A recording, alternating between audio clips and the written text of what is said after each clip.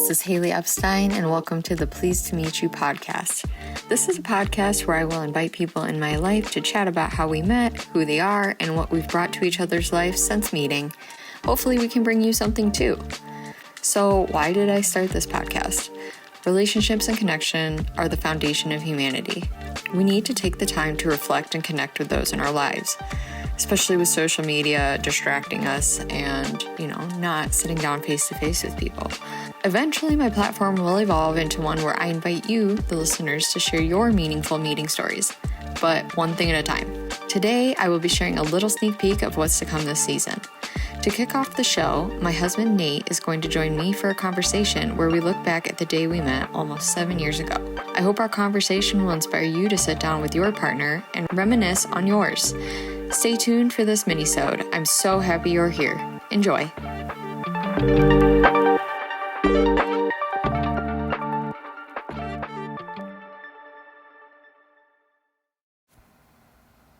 Hi, Nate. Hello. How are you doing? I'm good. Thanks for being willing to record this with me. You're welcome. I know this isn't your thing. It's not. This podcast is about the people we meet and the stories behind the meeting. And I feel like to kick things off, probably the most important meeting in my life has been you. I thought that it would be fun to get your perspective of that night and see what you had to say about it. To kick things off, I personally feel like our meeting was kind of a meant to be thing. What do you think about that? I think our relationship was meant to be. I feel like most relationships are meant to be, whether it's good or bad. I mean, I feel like there's a lesson in everything. The way we met was unique and meant to be. And where were you at in your life before we met? I was living my best life, basically doing whatever I wanted to do. I mean, I was single for a long time, dedicated to the gym, probably the best shape I've ever been in and probably will ever be in. Relationships. Yeah. I mean, I was living by myself. I was working a little more than part-time. I was kind of doing whatever I wanted to do. It was single nice. 24-year-old dude. And I was 19, living in an apartment. My roommates were getting ready to leave for the summer. My parents were getting ready to move to Texas. And fun fact, the day that I met Nate is actually the day that my parents left our family house in Mosinee and hit the road with my dogs and started the trek to Texas. So that was like a very emotional day for me already. And I already had this essentially blind date scheduled, which we should probably get into how it was a blind date or blurry date as we've now coined it. So what was the situation in which we were set up? You were working at a physical therapist, and I was working out at the gym where the physical therapist was. One of my good friends, Ryan, you were working with, who would just do gym things. I'd go over to his house, and we'd hang out. Was kind of done being single. I mean, I wasn't like completely putting myself out there, but I was open for the possibility of meeting somebody. Ryan was like, well, I have this nice girl that I work with. I feel like you guys would hit it off. And I was like, okay.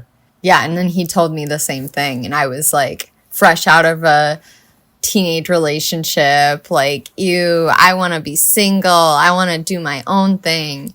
So I was just like, I was opposite of you. I was not open. I was like, closed. No. And he just kept, come on. He was being nice about it. He was being funny about it. But I was really not ready. But something in me was just like, you know what? Whatever. You see, I trusted his word that you were nice. And I liked the fact that you didn't have social media. You did? Yes. Because that was such an issue in previous interests. It's an issue with a lot of interest. Yeah. It's an issue in life. I know. Okay, so then, we both agreed separately to go on this date. You had seen a picture of me. I had seen a picture of you. Do you think that we could have met if we were not in those exact circumstances that we were put in? Like, what do you think the odds are that we would have met in other ways? I'm not going to say it was a 0% chance because I mean you worked at the gym. Yeah. I mean, like, I basically lived there. That's valid. You were there a lot. The odds of me coming up to you, probably not very much because I don't go in the physical therapist office very often. But I don't think you worked out there. No.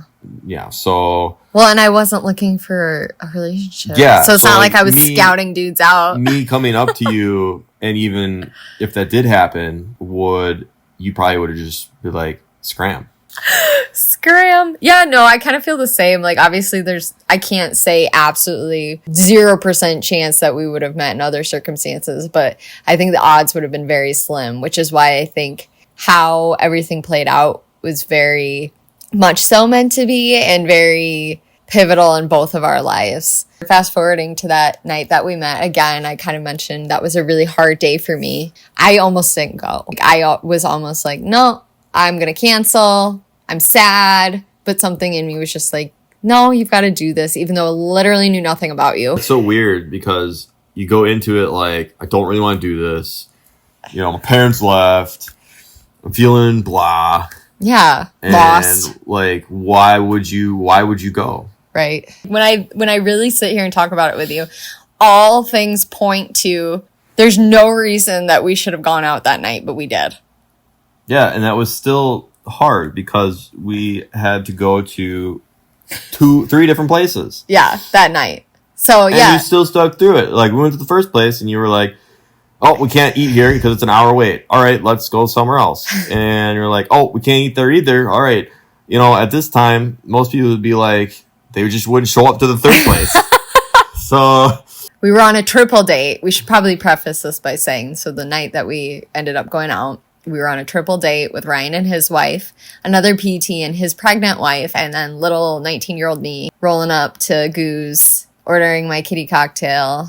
It was a restaurant too, to clarify. Yeah. We went there for food, not just... We did go there for food. We did go there for drinks. What was your first impression seeing me? You were cute and you well-spoken. And that was... In our midst of travel, that's all I got to do before we actually sat down and... Talked, yeah.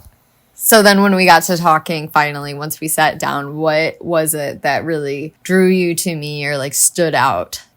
You were easy to talk to, I felt like. Yeah, and I'm not usually easy to talk to. I talk a lot, so I didn't have any issues in that department. That's probably why our conversations were easy. Going back 7 years, the one thing that sticks out to me the most is the way we eat our ice cream. So, but like you're saying, so when we were talking, that was... we were kind of like, hey, what are, like, you know... Talking about random stuff. Random stuff. It was the most random thing is the way we eat our ice cream. I don't know how we got on that topic, but we did. And to clarify what we mean is we both have vanilla ice cream, we put syrup on it, and then we mash it up so it's soft serve. Chocolate syrup, not maple syrup. Yeah. Did I just say syrup? You did. Oh, it's yeah, okay. Chocolate syrup. I mean, maple syrup might not be bad. I know. Actually, I kind of want to try that now. With some bacon. Okay. Ooh. Yeah, so that stood out because that's very unique, and most people think that it's weird. That night, too, I remember we asked everybody else like we were with. I mean, we were 2 other couples. We're like, do you guys do this? And they're like, no. Yeah, we got a lot of hate. Like, haters. That's weird. And then I also remember we were talking about, like, shows we liked. And we said, I think we both said How I Met Your Mother. And I thought that was cute because we were sitting in a bar together. If you know, you know. After, you know, we hung out at the bar, we headed over to Ryan's house. And, I mean, what is your perspective for how the rest of the night went? Well, I felt good about it. I mean, it wasn't a home run date because I felt like you were still kind of held back. Now knowing that you had a lot of other things going on that makes sense. Like, we didn't fall in love the first day. No. But I mean, we got along well, and it was good. I agree. There was no red flags, which was a nice change. I might have had one too many beers, but but you didn't act up. No. You were fine. Where did things end, and like, how did you feel? I mean, I felt pretty good. I mean, the night ended just casually. I asked for a hug. You thought it was weird, but you did it anyway. And then we exchanged numbers, and then you left. It was very polite. Yeah. I didn't think it was weird that you asked for a hug. I just thought it was like different because I don't think that that's something that guys usually ask. Well, maybe that's the age difference there. No, I think it's just the people I had been hanging out with compared to you. Yeah, I mean, after that night, you got my number, and I've told you this before, but I was so used to like meeting guys and talking to them via social media or texting all day, and that when we didn't talk all day, like you didn't immediately hit me up and start trying to like talk to me all day, every day. I was like, oh, does he even like me? Like I was concerned. But then I just eventually realized that that's normal, and how people really get to know each other is, spending time together in person. That's what I'm about. I don't care for the whole text stuff. I mean, I can't really remember, but I have a feeling like we might have went like a day or two before we even talked after that date. I think so. You get to know each other over a device, and it's not, natural. Yeah, and it's not to say that people can't get to know each other over texting or social media, but I think, like you said, it's just a lot more natural. I mean, yeah, people can do whatever they want. It's just not me.